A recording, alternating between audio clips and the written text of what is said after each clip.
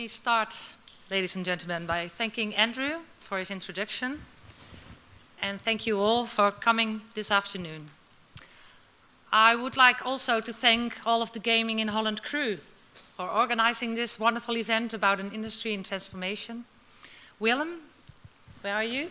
You and your team did a really good job with this beautiful venue. So if you need a quote for a press release, here it is. Great venue, some fantastic discussions, and so far, some excellent speakers. Ladies and gentlemen, we share the same aim to make it possible for consumers in the Netherlands to gamble safely and in a fair and attractive gambling market. One could say that we are on a journey together. Once or twice a year, we stop here at the Gaming in Holland event to talk about our business, about our experience along the way, and about our expectations.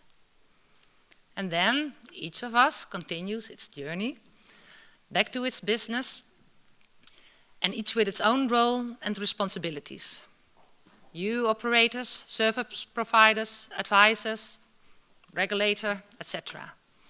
And for all of us, during our journey, the law is our guide. And therefore, ladies and gentlemen, I enjoyed the briefing by Dennis and Frans on the secondary legislation. They are responsible for creating the law on remote gambling, which is an immensely important job. And with their briefing, we learned more about the upcoming parts of our journey. In this speech, I would first like to shed some light on the requirements and the procedure the Netherlands Gaming Authority will use when it comes to the licensing of remote gambling. And in the second part of my presentation, I will explain, where is it? Yeah, the elephant in the room. What is he doing there behind me? Ladies and gentlemen, on our journey, the bill for remote gambling is the milestone we wish to reach. The requirements for obtaining an online gambling license are based on the secondary legislation you've just explained, and which is attached to the bill. As I said, the law guides us. At this moment, I'm unable, however, to provide detailed information about the requirements and the procedure for obtaining an online gambling license, because we do not want to interfere or anticipate on the discussion in the Senate on the bill, nor do we want to anticipate on the discussions on the secondary legislation. But let me try to tell you in broad terms what the requirements and the procedure may look like if things go as proposed by the Ministry. So first, let me start with the license requirements. We share a common goal to strive for a fair and transparent license procedure that creates a level playing field and that ultimately offers consumers the opportunity to play safe and responsible. On the basis of the secondary legislation outlined by Dennis and Frans, the Netherlands Gaming Authority intends to focus the licensing requirements on 3 points. First, we need to know who is the applicant for an online gaming license. This comprises a check on elements from the secondary legislations. We've just learned about it, and it's especially with regarding the identity of the applicant, the transparency of the organization, the trustworthiness on different organization levels up to policymakers and the ultimate beneficial owner. And we also need to know the competence of the board and the staff and the financial stability of the applicant, those kind of things. Second, we need to know the business conduct of the applicant.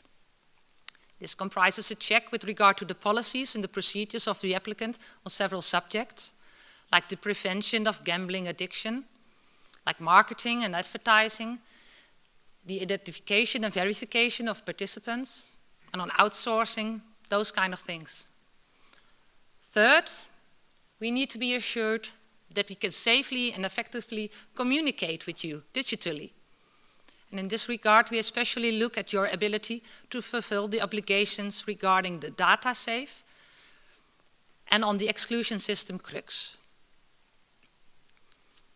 Our licensing requirements will overall reflect the core values of the Netherlands Gaming Authority, which places consumers first: credibility, legitimacy, transparency. This means that applicants must convince us that they will honor their commitments towards consumers. They have to convince us that they will protect consumers and that they will respect the law. And they have to convince us that they operate in a transparent manner. And I'm aware that the licensing process will be a tough period for those who apply. But let me assure you that the Netherlands Gaming Authority intends to travel this part of the road together with you. The Gaming Authority aims to be a strict regulator, you know that by now, in particular with regards to our role as a gatekeeper. One has to earn his license. But at the same time, we aim to have a fruitful and professional contact during the process. We believe that contact, exchange of information between the interested parties and the Gaming Authority is important in order to get all the technicalities right and to smoothen the licensing process. So this was about the licensing requirements. I will continue to explain in broad terms what the procedure might look like. With the procedure, we distinguish roughly 3 phases. And you should appreciate that the timing of these phases is dependent on the timing of the lower legislation and the political progress, of course. The first phase. About 2 months after the Ministry has finished the consultation of the secondary regulation, the Netherlands Gaming Authority will consult the license requirements and the licensing procedure. So I hope that that will be somewhere in the autumn. And at that moment, you will have the complete picture of what is needed to enter the Dutch market for remote gambling. During the consultation phase, we are happy to get your feedback, so we can further improve the requirements and the procedure. I'm looking forward to that discussion. And then we get to the second phase, and that already starts during the consultation phase. The Netherlands Gaming Authority plans to contact parties interested in an online gambling license. We will organize a few gatherings at which we will explain the technical and administrative details. And in addition, we plan to get in touch with some experienced parties to test the technical settings of the exclusion system and of the data safe. Our purpose is that the interaction with the parties and the exchange of information will help to get all the technicalities right and to smoothen the licensing process. And finally, in the third phase, the Netherlands Gaming Authority will process the formal application for an online gaming license. That's the moment we're all waiting for, of course. As you know, we aim to review the license applications within 6 months. And you also know that such a review will not automatically result in a license. From experience in other countries, we understand that the speed of the application process very much depends on the speed at which the applicant can produce the necessary documents. And for all those parties who are able to speedily produce all necessary documents, we intend to issue the licenses at the same time, the so-called Big Bang. So for now, this is what I wanted to share with you with regards to the requirements and the procedure for the licensing of remote gambling. I come now to the second part of the presentation. The first part dealt with the law. The second part deals with this elephant. You might wonder what the elephant behind me is doing in this room. Well, I've received several letters from different people here in the room about our press release announcing next steps in our enforcement policy. This press release, to many different standards, caused quite some noise. And in the aftermath of the reactions, I wondered why that was.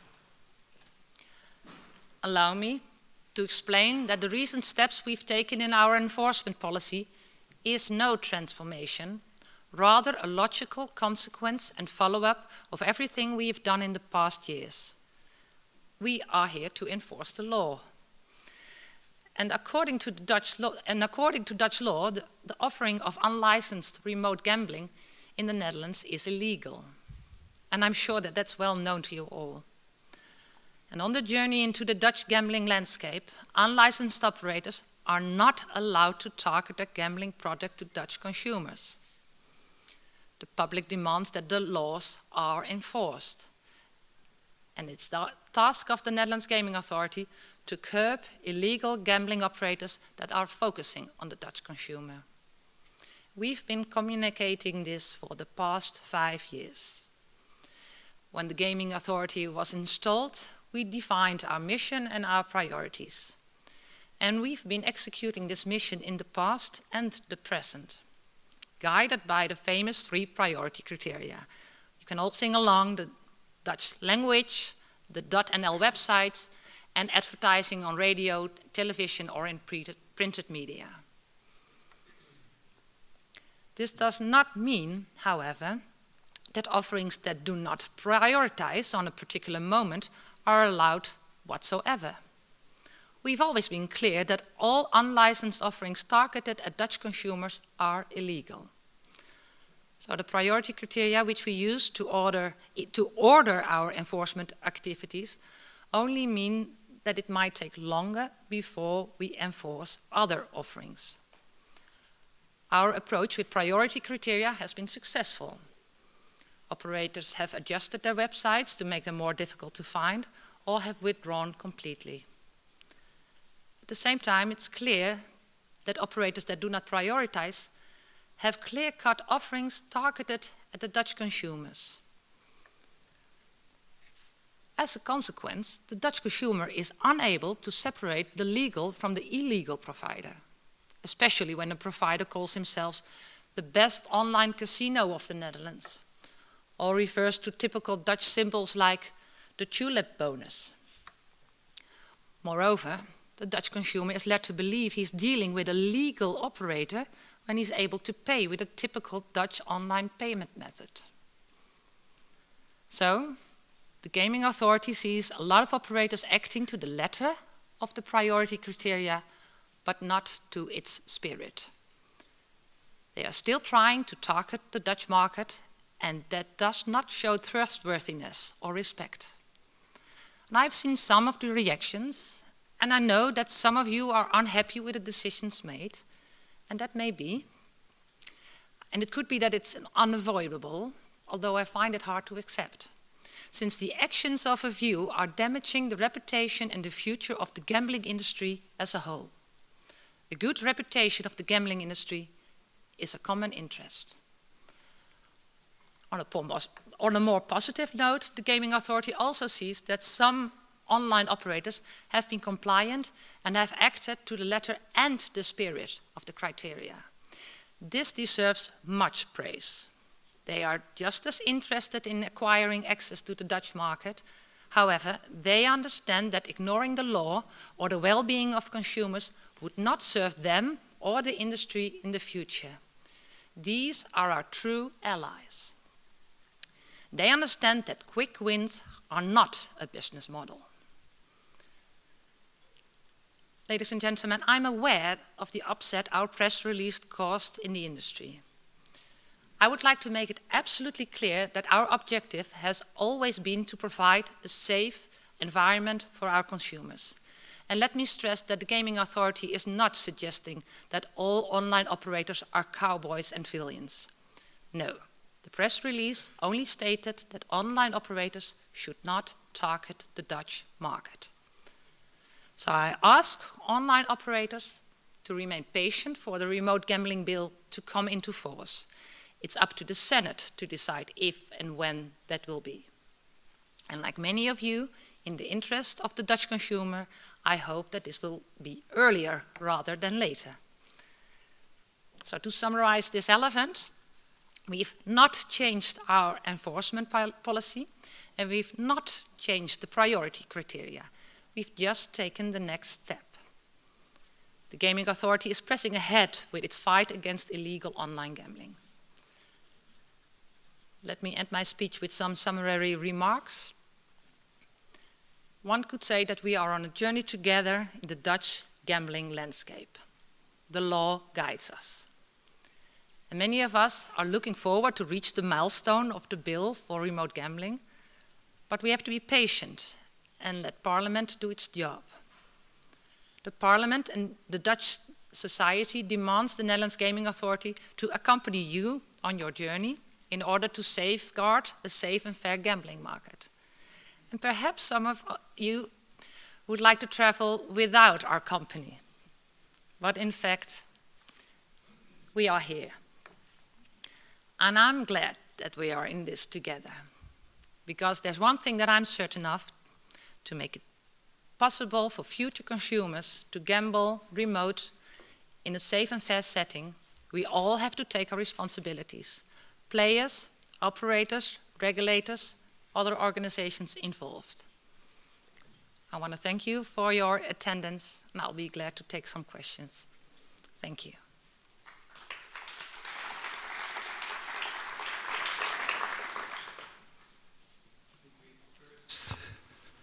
Question, please state your name and your company. Thank you. Anthony Gavissa, Gavissa Law. I represent various operators in the industry. I think from our perspective, we're very pleased with any approach which tends towards protecting Dutch players.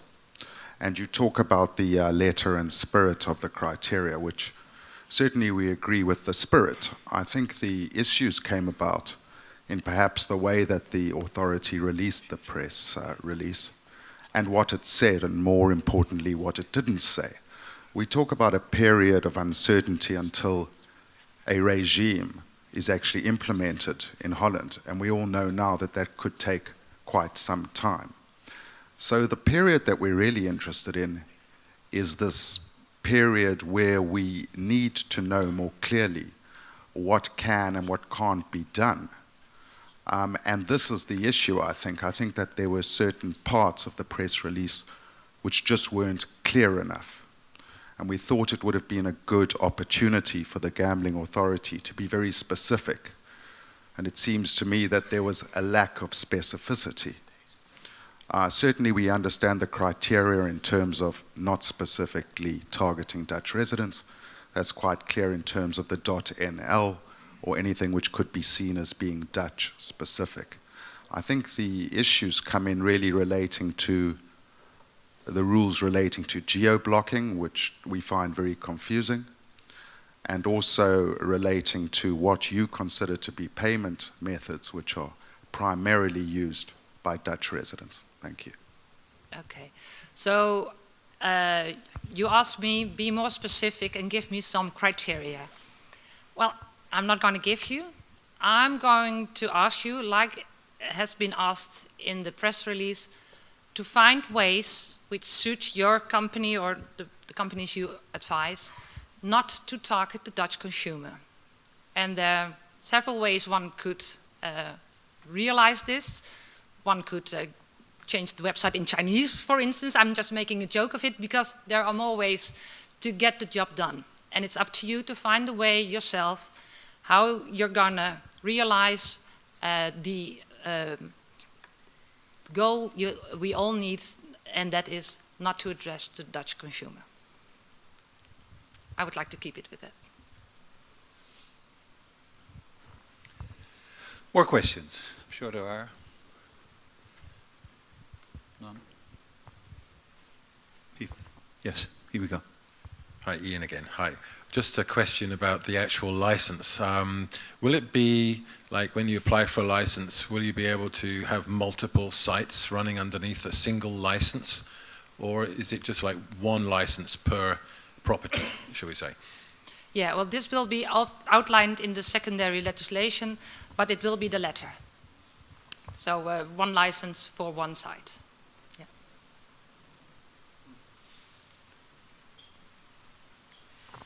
Great, next question. Any more clarification from Maya? No further questions? Did I? There's a question over there.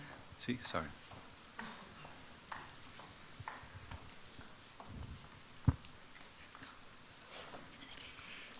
David Altaner from Gambling Compliance. Just to take one more stab, can people stay in the Dutch market and still comply, or do they have to pull out until? What do you mean by staying in the Dutch market? Offer it within the Netherlands, within the border of Netherlands. Okay, well, the Netherlands, of course, is well known for having international companies who do not target only at the Dutch consumers but at foreigners. So the location of their enterprise is not of interest for us. It's what is of interest is whether they do or do not target the Dutch consumer. So it's not where they are located, it's how they behave and what they result in.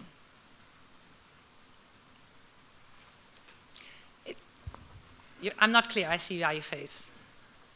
Maybe you can specify your question then? Does one have to stop offering gambling, online gambling to Dutch consumers? That's what I asked them, yeah. Okay. Yeah. I thought you asked about the location where the company was based. I'm sorry, I misunderstood you. Yeah, I see. Next question from this side. State your name. Yeah, Margot Robichon, Bureau Brandeis. One question about the license application process. Is there going to be a means of exchanging questions? Because we've learned during the lottery license applications that questions always come up, yeah. And it's beneficial for both applicant and the gambling authority if it's possible to ask questions so things can move quicker. Yeah, I'm glad you asked. It was a message I also tried to bring across during my presentation. Having professional and fruitful contact, both in the preparation of the licensing process and also during the license process, is something that we strive for. Because I agree with you, sometimes we are just not clear enough. We do our utmost best to be clear, but coming from different jurisdictions and different cultures, it is sometimes hard to interpret what we mean. So then we're always there to pick up the phone and answer your email.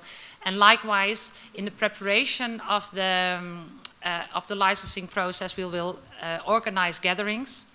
And also during the process, we will pick up the phone if we think that helps the process. Yeah. Thank you. More questions from the room? We still have a few minutes before we break for lunch.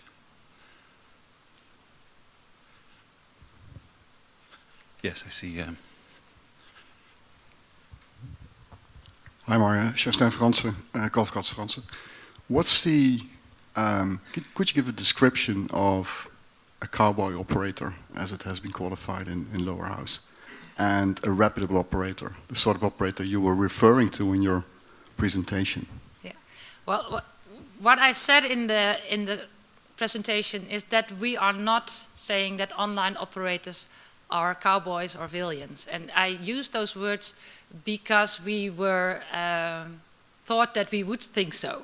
That's the only. I was replying to remarks that has been said about us, and we don't have a definition about a cowboy or a villain. It's just that these are words that are used. It's not a word that I will use. Yes, but you also stated some moments ago that some operators have taken appropriate measures, which makes your authority sort of happy, I guess. Our allies. Yes, your allies. Who are your allies? I'm not going to mention names here because they're individual companies and you don't want to say me about anything about an individual company because then in the future it could be your company. Now I'm just saying that there are companies that are clearly not targeting at the Dutch consumer right now. And they're using different ways to do that. Some say it in. I've given some examples in the press release. They either geo-block or stated in the terms that it's not for Dutch consumers, or if Dutch consumers give in their identification, they're stopped at that moment. So it could be in several ways. But I see those online companies at the gatherings like this here in the Netherlands. And I see those companies on the list of people mentioning to us that they are interested in the Dutch remote gambling market. So I know that they invest in entering the Dutch market, And I know that those companies are not accepting Dutch consumers at this moment. And that's why I call them my ally. Yeah, let's be very straightforward here. Are you looking for a full blackout of the market? Now, what I ask of the market is just as simple as I say. Don't target as Dutch consumer. And let me, as a metaphor, use the word that Dennis answered when there was a question, what do you mean by advertising targeted at minors? Well, there could be out of the streets some advertising that also a minor sees. But please don't target at them. So this is the same kind of answer. So, sorry, it's a last remark here, but so essentially, if an operator would go on a .com environment and being, let's say, just merely passively available for Dutch nationals without having any specific, let's say, Dutch URLs or Dutch language websites, that would be sort of acceptable, I guess, right? If you don't target at Dutch consumers, it's very acceptable. That's the answer I was looking for. Thank you very much, Mario. Okay. Great. Any more questions before we go for a lunch? See any? Yes.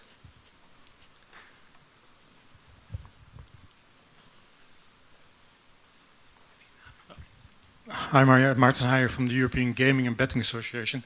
I'm in the panel as well, so I only want you to answer one question that I have at this moment, which is when you set out why you are doing these enforcement measures, you very much had a legalistic point of view, applying the law, enforcing the law, and only really at the end the word consumers popped up, kind of an afterthought. It was almost. Can you just say how the measures that you're going to imply and impose are going to help consumers? Because if we assume that they will play online anyway, and you try to get out names that you know, what do you see as the risk that these consumers will go to websites that you have even less visibility on? And how will that help them for the coming period, maybe a year or a year and a half? So maybe from that perspective, could you say how this will help the consumer to some regulated offer? Yeah, yeah. And indeed, I agree with you. It's all about the consumer. What we as you probably know, we've got a help desk. During working hours, consumers can phone us, and 24/7 they can email us. And what we get are, on the telephone and in the email at this moment for the last few years, are confused consumers. As I said in the presentation, they are not able to judge whether what they find online is legal or illegal. They're confused. When I go to gatherings of people who are addicted, for instance at AGOG, I get people who are addicted. So they play a lot, and even they don't know that it's illegal to play remote gambling in the Netherlands. So that is the problem that we are facing. And they say, well, I use this typically Dutch payment method, and the name of the site is in Dutch, and they mentioned all those things, and then I can always only say up to now, yeah, I know that there. I wish those offerings weren't there. So I'm helping those consumers. I'm helping them, or the Netherlands Gaming Authority is helping them to judge whether it's an illegal or an illegal website, and the Netherlands Gaming Authority is helping them to take their own responsibility. If a consumer willingly and knowingly wants to play illegal, well, there's nothing we can do about it. It's the internet. But they have to know that there's also a legal choice, which is land-based at the moment, so we're all hoping for this milestone of the new bill. That's what it is. Thank you. Maybe I last see. question before lunch. Sorry. Thank you. Just, I fully understand what you're saying about cowboys operating in the industry and how you would want to clamp down on those. If there's an area where operators are trying to comply and they might fall short of that, that may be with regards to the way they are being marketed by affiliates, or perhaps the rules relating to payment processes. why wouldn't the gaming authority take a route of sending warning letters of cease and desist to those sorts of operators to give them a chance to comply, rather than what I understand is a new approach, which is just directly fining operators without that warning? What was your question exactly? I'm sorry. If there were operators that were falling foul of some of the criteria, maybe even accidentally, it could happen because of what affiliates are doing, or maybe using the wrong sort of payment processes. Would that not be a situation where you'd rather send operators a warning or a cease and desist, rather than directly fining them without that initial process? Yeah. Well, that is a normal step one takes when a situation is new. So we've done that for over 4.5 years, giving warning letters.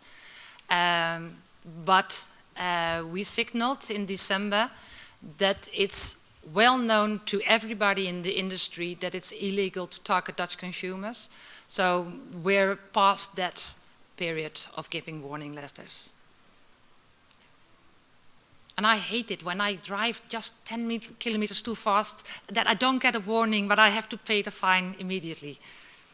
Well, I knew, of course, that the law was the law, so it's like that. At one stage, one knows. Thank you, Maya. We had the last question here. Yeah, Marc Robichon again. Maybe we have another elephant in the room. I haven't heard anything about channelization yet. How does the policy and what's happening currently translate to channelization objectives? Well, there's no channelization objective at this moment currently going on for the remote gambling part of the market, of course. Well, we have a channelization objective that is to be assured if licensing process starts next year, by next year. So I think what we in here now also translates to that. Yeah.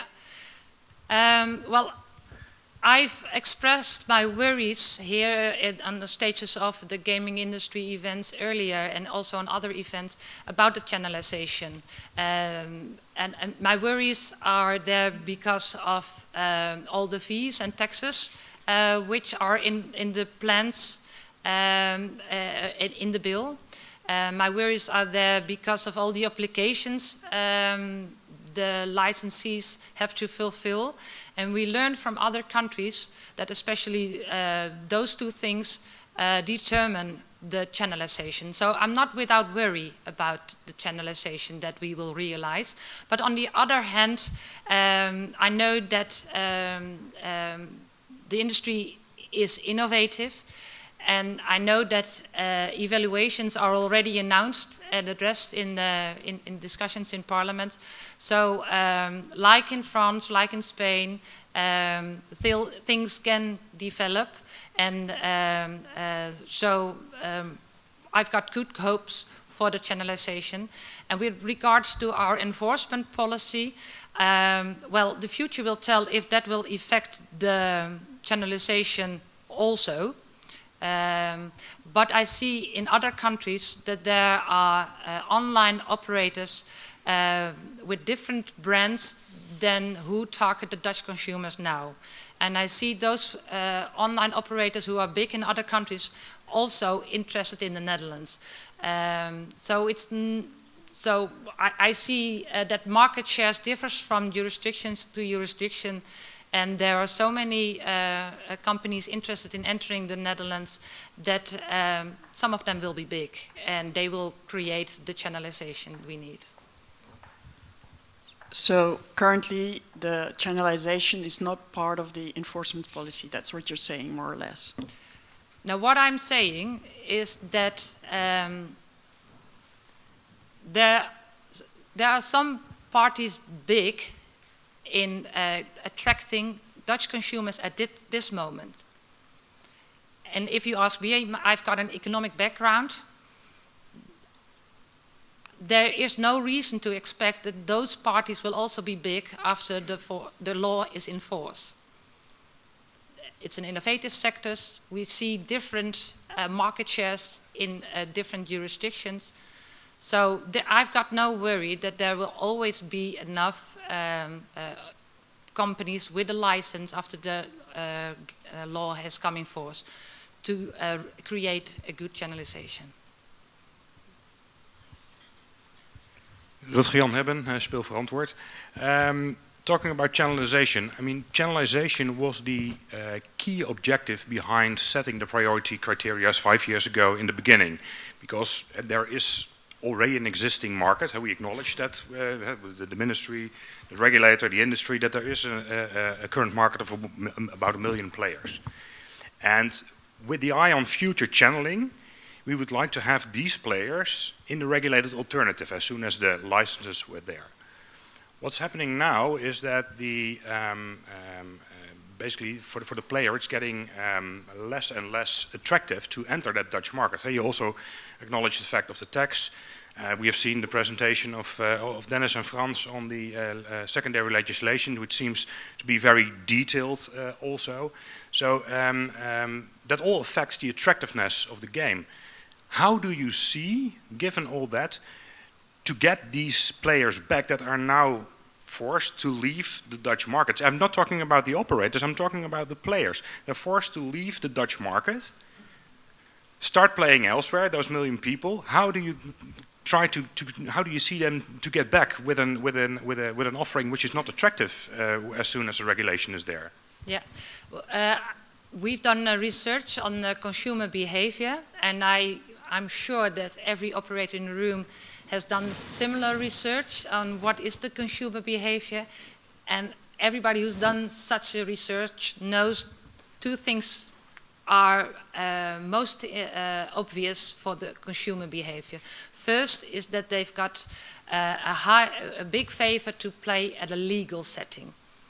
And second is they play at several operators at the same time, sometimes, often also both land-based and remote, and they change operators not all the time, but gradually. So that's no static market, and that answers your question. No, that doesn't answer my question, because these 1 million people are already gone, and you're not getting them back. Because there's also research showing that the key element for a player to join a market is attractiveness and payouts ratios, etc. And being sure that he gets his money when he wants to withdraw. I mean, how do you see to get those people back?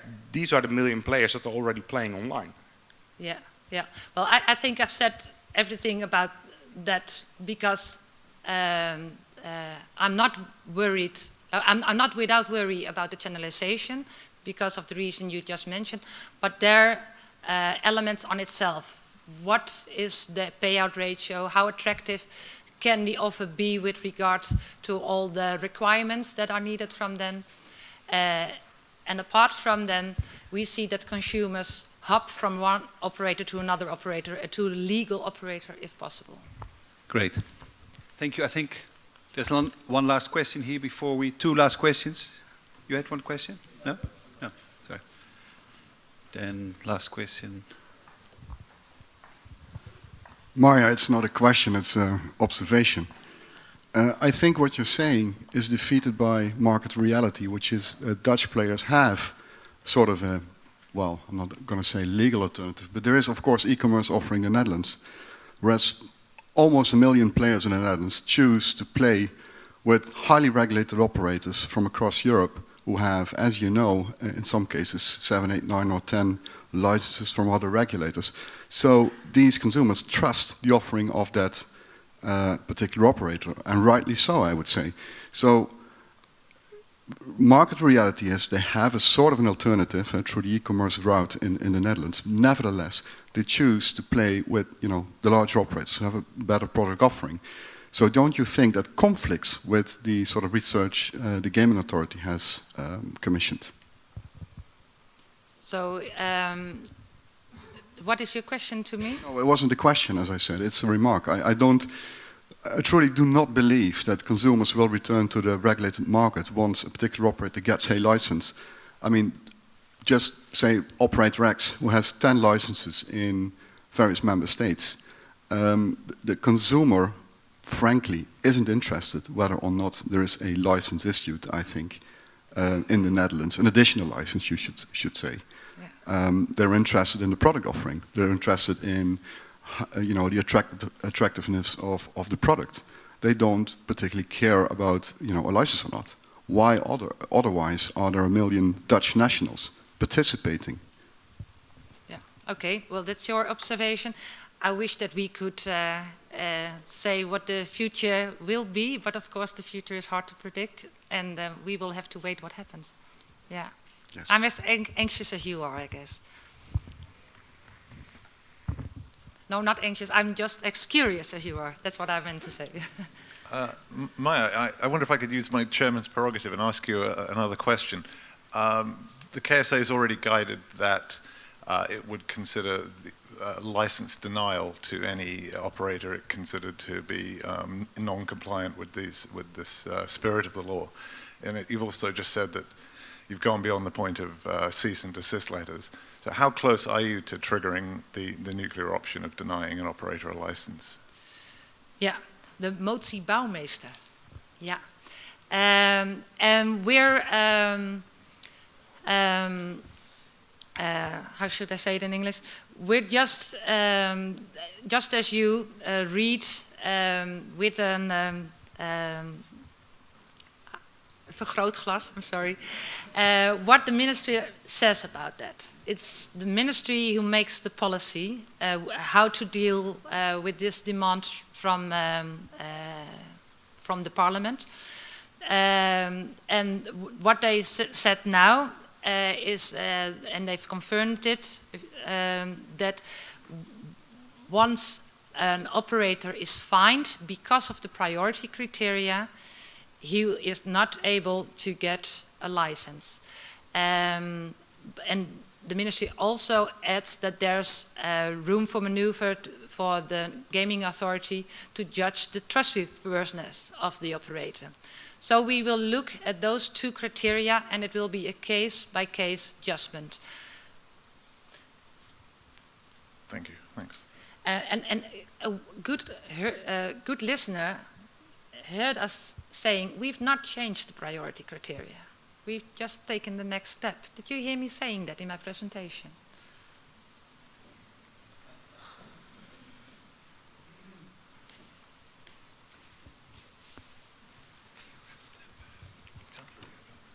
Maya, I wonder if I think we've reached the end of the allotted time and we're ready for lunch. But thank you so much for the presentation. I think everyone in the audience should warmly congratulate Maya.